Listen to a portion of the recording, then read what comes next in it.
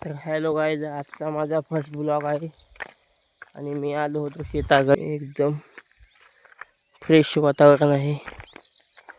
तुम्ही बघू शकता इकडं आपलं कुत्रं पण येत आहे, आपल्या सोबतच आहे. आणि आपण आलो आहे शेताकडे. तर आज आपण जाणार आहे झाडं वायाला.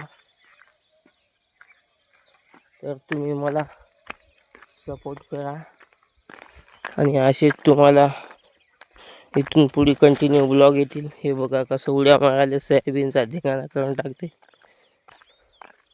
आणि तुम्ही पण व्हिडिओ पण बनवायला चालू करा. असं लोक काय म्हणतील काय नाही असं काही विचार पण करू नका. का लोक तुमच्या घरी येऊन तुमचं घर दाखवणार आहेत का? मला सांगा. लोक काही पण म्हणतील हो. आता तोपर्यंत म्हणतील घरी येऊन तुमचं पोरगं असं करायलंय, तुमचं पोरगं व्हिडिओ बनवायचे काय करायलंय, काय भेटणार आहे काय नाही. जेव्हा काही तुम्हाला भेटेल का त्याच्यातून, तेव्हा त्यांना पण त्याचे पण तुमच्याकडे पोरं वाट लावतील की माझ्या पण मुलाला शिकवा, कसे पैसे कमवतात कमवून द्या सांगा. ते पण पुन्हा तुम्हाला परत म्हणतील की तुमचं पोरगं खूपच पैसे कमवतोय, कुठून कमवतोय, कसे कमवाले, आमच्या पण मुलाला शिकवा, तसं म्हणतील हो. पण तुम्ही आता तुमचं मुलगं करायला ना व्हिडिओ तर करू देत का? म्हणजे कसं पुढे चालून पण ते पण पुन्हा त्याची जिम्मेदारी उचलू शकते ना. तर तुम्ही आता असं इतक्यातच म्हणलं ना त्याला, तर तू करू नको, हे व्हिडिओ बनवू नको, काय बनवू नको. आणि असं करायला गावात लोक काय म्हणतील काय नाही.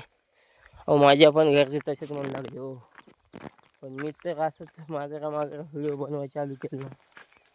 तर इंस्टाला काही पोस्ट टाकल्या तर इंस्टाला पण गावातले हे इंस्टाग्राम हे रीलस्टार असे म्हणून चिडवतात हो मला पण. पण मी कुणाचं न कानावर घेता पण मी आपले व्हिडिओ चालू ठेवतो. आणि मी गावात बनवू वाटणार म्हणून मी शेताकडे येऊन बनवतो. असंच निसर्ग दाखवायचं, असंच थोडे चार शब्द बोलायचे. माणूस काही फेमस होत नाही हो. कंटिन्यू व्हिडिओ टाकायला लागतात त्याला.